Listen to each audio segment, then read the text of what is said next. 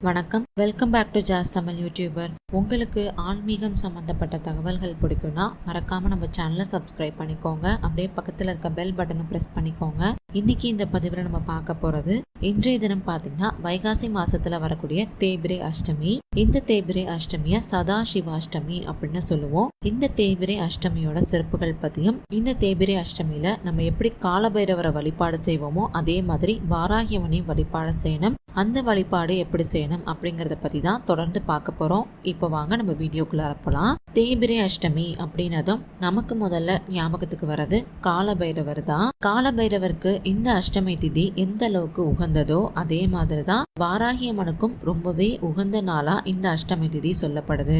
எப்படி நம்ம பஞ்சமி திதியில வாராகியம்மனுக்கு தீபம் ஏற்றி வழிபாடு செய்வோமோ அதே மாதிரி இந்த அஷ்டமி திதியிலையும் வாராகியம்மனுக்கு நம்ம தீபம் ஏற்றி வழிபாடு செய்யணும். அந்த தீபம் எப்படி ஏத்தணும் அப்படிங்கறது தான் இப்போ நம்ம தொடர்ந்து பார்க்க போறோம். நம்மளுடைய கஷ்டங்களை தீர்க்கிறதுக்கு அஷ்டபைரவர்கள் இருக்கிற மாதிரி தான் அஷ்டவாராகியும் இருக்கிறாங்க.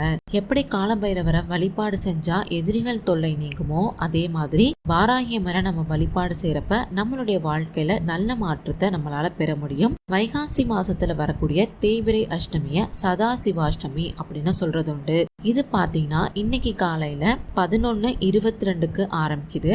இந்த வழிபாட்டை நம்ம எப்ப செய்யணும் அப்படின்னு பாத்தீங்கன்னா குரு ஹோரையில செய்யணும். குரு ஹோரையானது இன்னைக்கு நைட்டு 8 மணிலேருந்து 9 மணி வரைக்கும் இருக்கு. அந்த நேரத்துல தான் இதை நம்ம செய்யணும். இந்த வழிபாடை நம்ம செய்யறதுக்கு ஒரு தாம்பாள தட்டை நம்ம எடுத்துக்கணும். அதுல பச்சரிசியை போட்டு கொஞ்சமா மஞ்சளையும் அதோட கலந்து அச்சதையா நம்ம செஞ்சு வச்சுக்கணும். அதுக்கு மேல ஒரு பெரிய அகல் விளக்க வச்சுக்கணும்.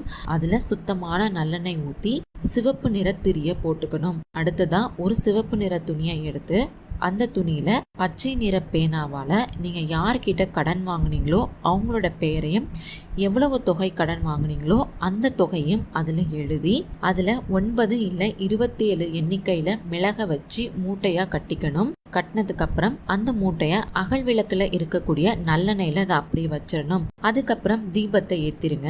உங்களுக்கு தெரிஞ்ச வாராகியம்மனோட மந்திரத்தை 33 முறை சொல்லி வழிபாடு செய்யணும். நான் டிஸ்பிளேலயுமே வாராகியம்மனோட மந்திரத்தை சொல்லியிருக்கேன். அதே மாதிரி ஓம் ஸ்ரீ காலபைரவாய நமக அப்படிங்கிற இந்த மந்திரத்தையும் 33 முறை சொல்லி வழிபாடு செய்யணும்.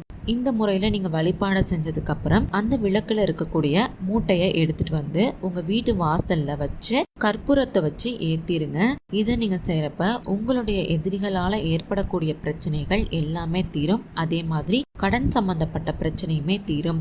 இது ரொம்பவே ஒரு எளிமையான வழிபாடு. அதனால எல்லாருமே செஞ்சு நல்ல பலன்களை பெற பாருங்க. உங்களுக்கு ஆன்மீகம் சம்பந்தப்பட்ட தகவல்கள் பிடிக்கும்னா மறக்காம நம்ம சேனலை சப்ஸ்கிரைப் பண்ணிக்கோங்க. அப்படியே பக்கத்துல இருக்க பெல் பட்டனை பிரஸ் பண்ணிக்கோங்க. நன்றி, வணக்கம்.